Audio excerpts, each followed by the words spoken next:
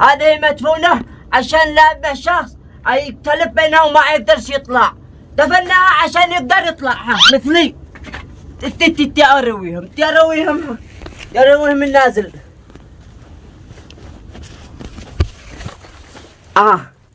شوفها.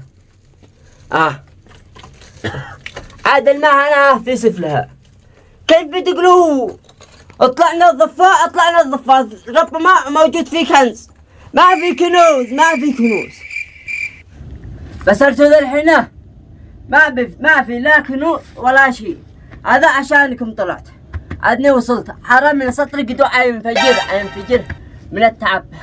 تحياتي لكل المتابعين. لايك الذي عجبه المنظر والذي فهم كلامي يضغط لايك نطلع، والذي ما عجبش كلامي يضغط لايك منزل. وتحياتي لكل المتابعين، والذي ما قد اشترك يشترك.